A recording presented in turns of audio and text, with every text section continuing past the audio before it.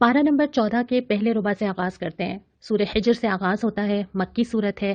اس صورت کے موضوعات میں بھی وہ بنیادی چیزیں شامل ہیں، لیکن خاص طور پر اس صورت میں اہل ایمان کو تسلی بھی دی گئی ہے۔ ابتدا ایسے ہوتی ہے کہ دیکھو آگے جا کے تمہیں پچھتانا نہ پڑے، ایسا نہ ہو کہ ایک وقت ایسا آئے کہ تم کچھ کرنے کے قابل ہی نہ اور ہو۔ ہماری زندگی میں بھی یہ ہوتا ہے، ہم کتنی چیزیں اپنی زندگی میں تجربات سے سیکھتے ہیں اور امپروو کرتے جاتے ہیں، ہم وقت کے ساتھ ساتھ گروم بھی ہو رہے ہوتے ہیں۔ بہت ساری چیزیں ہمیں پہلے اندازہ نہیں ہوتا، ہم ریئلائز نہیں کرتے، جیسے جیسے ہماری ایج آگے جاتی ہے ہم چیزیں بہتر کرنا شروع کرتے ہیں کیونکہ ہمارے پاس وقت ہوتا ہے۔ لیکن جب انسان اللہ تعالیٰ کے پاس جائے گا تو یہ وقت ہی تو نہیں ہوگا، پھر وہ چاہے گا تھوڑے دن بھیج دیا جائے، تھوڑا سا وقت اور مل جائے، لیکن اس وقت سوائے پچھتاوے کے کچھ نہیں ہوگا۔ تو اللہ تعالیٰ نے یہاں پہ خبردار کیا ہے کہ دیکھو ایسا نہ ہو کہ ایک دن تم پچھتاؤ کہ کیوں نہ میں نے صحیح راستہ اختیار کیا۔ اور اس کے بعد پھر ذکر کیا ہے انسان کی تخلیق کا، حضرت آدم علیہ السلام کو سجدے کا، شیطان کے انکار کا، اور شیطان کا یہ کہنا کہ میں تیرے بندوں کو بہکاؤں گا۔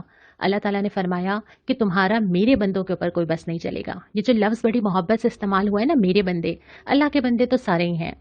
جس نے بھی زمین پہ چاہے کفر کیا، چاہے فسق کیا، چاہے فساد پھیلایا، چاہے نہ مانا، بندے تو سارے ہی اللہ کے ہیں۔ لیکن اللہ تعالیٰ یہ فرماتا ہے کہ میرے بندے وہ ہیں جو مجھ سے قربت رکھتے ہیں، جن سے میں محبت کرتا ہوں اور جو مجھ سے محبت کرتے ہیں، جو میرے راستے پہ چلنا چاہتے ہیں، جو دل میں مجھے راضی کرنے کی فکر کرتے ہیں۔ اللہ تعالیٰ نے فرمایا وہ میرے بندے ہیں، اور جب وہ اللہ کا سہارا تھام لیں گے تو پھر شیطان بھی ان کو گمراہ نہیں کر سکے گا۔ پھر فرمایا کہ دوزخ کے مختلف دروازے ہیں۔ ہم نے یہ پڑھا ہے نا کہ رمضان میں جو لوگ روزہ رکھتے ہیں وہ ایک خصوصی جنت کے دروازے سے داخل ہوں گے جسے باب الریان کہا جائے گا۔ اسی طرح ہمیں اس آیت سے سمجھ آتا ہے کہ دوزخ میں بھی انسانوں کی کیٹیگریز ہوں گی، اور اللہ تعالیٰ ہر ایک کی کیٹیگری بنا کے اس کو الگ الگ دروازے سے داخل کرے گا تاکہ وہ پہچانے جائیں۔ پھر اللہ تعالیٰ کی 3 صفات کا ذکر کیا، اور تینوں آپس میں جڑی ہوئی ہیں کہ تینوں کو یاد رکھنا بہت ضروری ہے۔ رحمت، جس کے بغیر تم زمین میں ایک سانس بھی نہیں لے سکتے، اور جس کے بغیر تم یہ مہلت نہیں پا سکتے جو اللہ تعالیٰ نے دی ہوئی ہے۔ درگزر، کہ وہ معاف کر رہا ہے، وہ جانے دے رہا ہے، ورنہ اگر وہ پکڑنے لگتا تو شاید کسی کو زندہ نہ چھوڑتا۔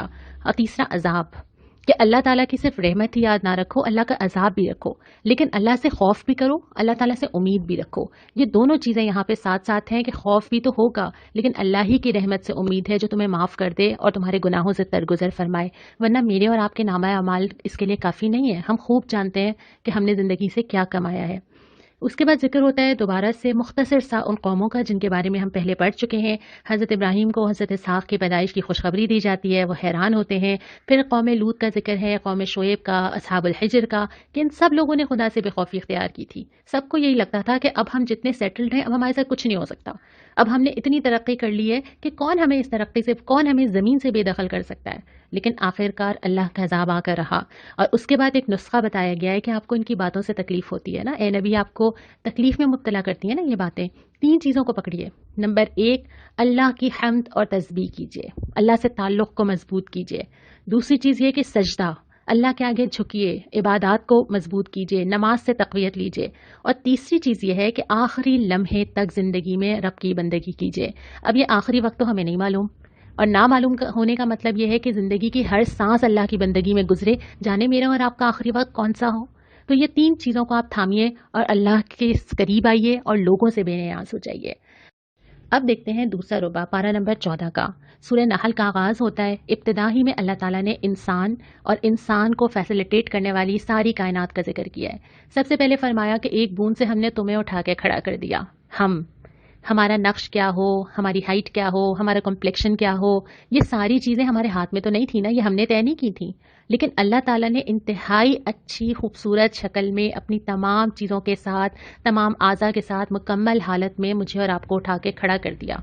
تو سب سے پہلے تو اللہ تعالیٰ نے انسان کی توجہ دلائی ہے اپنے اوپر، پھر ان تمام چیزوں کا ذکر کیا ہے جن کی وجہ سے انسان کی بقا ہے، جو انسان زمین میں تمام چیزیں استعمال کرتا ہے، جیسے جانوروں سے خوراک ہے، پوشاک ہے، پھر سفر کے سارے ذرائع ہیں، پھر آسمان سے پانی کا آنا اور اس پانی کے آنے کے نتیجے میں فصلوں کا اگنا، اور پھر اس سے انسان کی خوراک کا انتظام ہونا، اور وہ بیج جو اللہ کے حکم سے پھٹتا ہے اور ایک درخت کی شکل اختیار کرتا ہے، وہ پھل اور کھیتیاں جو مختلف طرح سے اللہ تعالیٰ اگاتا ہے، زمین، چاند، سورج جو اپنی جگہ پہ ٹھہرے ہوئے ہیں اور اپنے اپنے کام انجام دے رہے ہیں جن کا حکم دیا گیا ہے، سمندر جو ایک حد مقرر پہ رکا ہوا ہے، آگے نہیں آ جاتا الا یہ کہ تمہارا رب اس کو حکم دے، پھر وہ سمندر کے اندر کھانے کی چیزیں، پھر وہ پہاڑ جو زمین سے ہٹ نہیں جاتے کہ زمین ڈھلک جائے بلکہ میخوں کی طرح گڑے ہوئے ہیں، پھر وہ دریا، اور پھر وہ قدرتی راستے اور بے شمار زمین کی چیزیں جو ساری کی ساری اپنا کام کر رہی ہیں، انسان کو فیسیلیٹیٹ کر رہی ہیں، پھر وہ انسان اس زمین میں بقا کے ساتھ موجود ہے اور پھر وہ کھڑا ہو کے اللہ کے سامنے کہتا ہے کہ نہیں میری مرضی اور میرے پاس اختیار ہے کہ میں دنیا کے اندر کیا کروں۔ اللہ تعالیٰ نے ذکر کیا ہے کہ جب تمہاری ان ساری چیزوں کا ذمہ اللہ نے لیا ہے، اس کے ساتھ ساتھ اس سے بھی تمہاری سب سے امپورٹنٹ نیڈ، سب سے اہم ضرورت جس کا تمہیں ادراک نہیں ہے، اللہ تعالیٰ نے اس کا ذمہ بھی لے لیا ہے۔ اور بڑی ہی پیاری آیت ہے، اللہ کے ذمے ہے سیدھا راستہ بتانا۔ اللہ جانتا ہے نا کہ یہ چیز تو میری ضرورت ہے کہ مجھے کھانا ملے، مجھے کپڑا ملے، اور اس کے لیے تو شاید میں خود بھی جدوجہد کروں کیونکہ مجھے احساس ہے کہ یہ مجھے چاہیے۔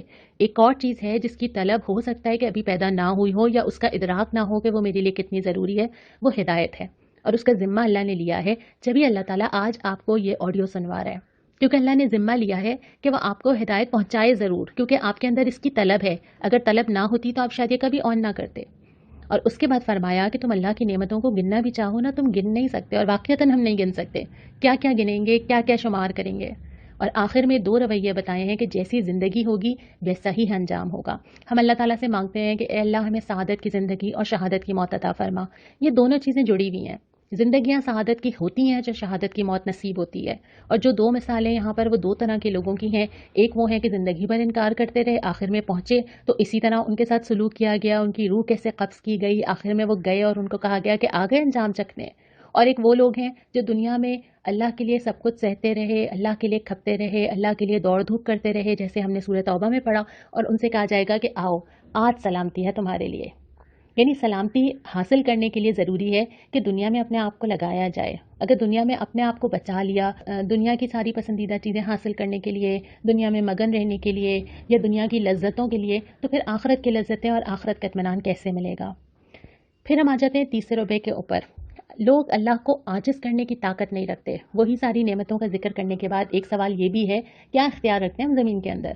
کتنا حیثیت ہے ہماری اپنے جسم کے اوپر، اپنے اعضاء کے ٹھیک ٹھیک چلنے کے اوپر، اس سورج اور چاند کے آنے اور جانے کے اوپر کیا حیثیت رکھتے ہیں ہم؟ یہ سوال تو اللہ تعالیٰ بھی اٹھاتے ہیں، اور یہ سوال تو میرے اور آپ کے دل میں بھی اٹھتا ہے۔ اور اسی لیے اللہ تعالیٰ نے جب ہم نے سورہ فاتحہ پڑھی تھی تو ابتدا کیسے ہوئی تھی؟ الحمدللہ رب العالمین۔ اللہ کی حیثیت اور مقام اور اپنی حیثیت اور مقام کو سمجھنا بہت ضروری ہے، وہیں سے عقیدہ شروع ہوتا ہے اور اس کا اثر ہمارے اعمال کے اوپر آتا ہے۔ ایک اور نقطہ یہاں پہ بتایا کہ یہ جو کتاب ہم نے تم کو دی ہے قرآن حکیم، یہ اختلافات دور کرنے والی اور ہدایت اور رحمت ہے۔ یہی وہ کتاب ہے جس کو پکڑ کے تمام اختلافات، تمام فرقہ بندی، تمام چیزوں سے نکلا جا سکتا ہے۔ بالکل شروع میں بھی بتایا گیا تھا نا 4 سپارے میں کہ اللہ کی رسی کو مضبوطی سے تھام لو اور تفرقے میں نہ پڑو۔ تو اگر آج بھی یہ اختلافات کو دور کرنا ہے، متحد ہونا ہے، قوت حاصل کرنی ہے، تو وہ اسی کتاب سے ملے گی۔ اس کے بعد پھر شہد کی مکھی کی مثال دی گئی کہ کیسے اللہ تعالیٰ نے اس کو وحی کیا اور وہ کیسے ٹیم ورک کے ساتھ اپنا کام کرتی ہے۔ اس کے بعد اللہ تعالیٰ نے زندگی کے مراحل کا ذکر کیا ہے کہ انسان سب کچھ جان لیتا ہے، خوب طاقت اختیار کرتا ہے، خوب ٹین ایج سے گزرتا ہے اور اس کو لگتا ہے کہ بس دنیا میرے قدموں میں ہے، اور پھر آہستہ آہستہ جب وہ مڈ لائف تک پہنچتا ہے تو اس کو پتہ چلتا ہے کہ زندگی کی وہ ساری طاقتیں پھر ڈکلائن کی طرف جانا شروع ہو جاتی ہیں۔ بہت اچھی آئی سائٹ تھی، کم ہونا شروع ہو جاتی ہے، جسم میں بہت طاقت تھی، مختلف تکلیفیں اور درد شروع ہو جاتے ہیں، بہت اچھی میموری تھی اور اب چیزیں بھولنا شروع ہو جاتا ہے۔ تو یہ ساری چیزیں انسان کو بتاتی ہیں کہ جو انسان کے پاس قوت ہے، طاقت ہے، وہ ہمیشہ رہنے والی نہیں ہے۔ اسی لیے تو اللہ تعالیٰ نے ٹین ایج کی عبادت کی بہت زیادہ فضیلت رکھی ہے، کیونکہ اس وقت انسان کو یہ لگ رہا ہوتا ہے کہ اب میں شاید ہمیشہ ایسے ہی رہوں گا، پھر آہستہ آہستہ زندگی آپ کو بتاتی ہے کہ ایسا نہیں ہے۔ اس کے بعد اللہ تعالیٰ نے خاندان کا ذکر کیا، اور میں نے اس کا جب تسلسل دیکھا، ساری نعمتیں گنواتے پھر آتے ہیں کہ تمہارے گھر والے، تمہاری اولاد، تمہارے جوڑے، ایٹ دی اینڈ جو آپ کا سب سے بڑا سہارا ہوتا ہے خصوصاً ایموشنلی، وہ آپ کا خاندان ہوتا ہے۔ تو اللہ تعالیٰ نے اس کو بھی نعمت میں ہی گنوایا ہے۔ پھر ہم چوتھے ربع کے اوپر آ جاتے ہیں اسی سپارے کے۔ اس میں فرمایا گیا کہ اللہ تعالیٰ روز قیامت ہر امت سے گواہ لائے گا۔ ہم نے یہ پہلے بھی پڑھا تھا نا کہ نبی کریم صلی اللہ علیہ وسلم کے بعد ان کی امت گواہی دے گی کہ اس نے دین کیسا پہنچایا۔ پھر 3 چیزوں کا حکم دیا گیا اور 3 چیزوں سے روکا گیا: عدل، احسان، صلہ رحمی۔ یعنی زندگی کی تمام چیزوں کو انصاف کی بنیاد پر قائم ہونا ہے، لیکن رشتوں میں صلہ رحمی اور احسان ہے کہ انسان اپنے حق سے بڑھ کے دوسروں کو دے دے۔ اور منع جن 3 چیزوں سے کیا گیا: بدی، بے حیائی اور ظلم اور زیادتی۔ یہ بنیادی طور پہ وہ چیزیں ہیں جو کسی بھی معاشرے میں یا تو خیر پھیلاتی ہیں یا خیر سے دور لے کے جاتی ہیں۔ یہ بیسکس ہیں، اگر ان پہ عمل نہیں کیا گیا تو معاشرے میں فساد برپا ہو جائے گا۔ اور پھر ایک اور تلقین یہ کی گئی، دیکھو تمہاری وجہ سے کوئی قدم نہ اکھڑے. ہم جب کوئی عمل کرتے ہیں نا، ہم کسی کے ساتھ زیادتی کر جائیں، ہم کسی کی برائی کریں، ہم کسی کا حق مار لیں، ہم کسی سے سمجھیں کہ ہم نے اپنی چالاکی سے کوئی فائدہ حاصل کر لیا، تو اس سے صرف یہ نہیں ہوتا کہ ہم نے جو کیا وہ صحیح تھا یا نہیں تھا، اس کا امپیکٹ ہوتا ہے، وہ دوسرے لوگوں پہ اثرات ہوتے ہیں. دوسرے لوگ یہ دیکھتے ہیں کہ آپ کیا مثال قائم کر رہے ہیں، اور وہ مثال مجموعی طور پہ ایک معاشرے میں دی جانے لگتی ہے. اور خاص طور پہ وہ لوگ جو قرآن اٹھاتے ہیں، جو دوسروں کو دین کی دعوت دیتے ہیں، ان کے ساتھ تو یہ اور زیادہ ہوتا ہے کہ یہ ذمہ داری مزید بڑھتی چلی جاتی ہے کہ اب آپ کا عمل صرف یہ نہیں ہے کہ فلانا فرد نے یہ کیا، اب یہ ہے کہ یہ دین کی طرف بلاتی ہیں اور یہ کرتی ہیں. تو اس رسپانسبلٹی کو بھی فیل کرنا بہت ضروری ہے، اور بحیثیت مسلمان بھی، کہ ایک مسلمان جب دنیا میں کوئی عمل کرتا ہے، چاہے وہ کسی کو دھوکہ دیتا ہے، مالی فائدہ حاصل کرتا ہے، چیٹ کرتا ہے، تو وہ انسان ایز اے انسان نہیں کرتا، وہ ایز اے مسلم کرتا ہے، اور وہ چیز پھر مثال بنتی جاتی ہے. تو ذمہ داری کی طرف توجہ دکھائی گئی. پھر فرمایا کہ ایسا نہ ہو جیسا پہلے ہوتا تھا، جیسا ہم آج کل دیکھ رہے ہیں کہ جب کوئی قوم کفران نعمت کرتی ہے تو اللہ تعالیٰ اس کو بھوک اور خوف میں مبتلا کر دیتا ہے.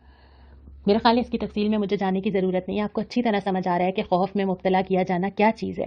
اور پھر فرمایا کہ اپنے رب کی طرف دعوت دو حکمت اور نصیحت کے ساتھ، یعنی جس کو بھی بلایا جائے اس کا رجحان، اس کی عمر، اس کا شوق، اس کا بیک گراؤنڈ، ان تمام چیزوں کا لحاظ رکھا جائے اور بہترین طریقے سے دین کی دعوت دی جائے.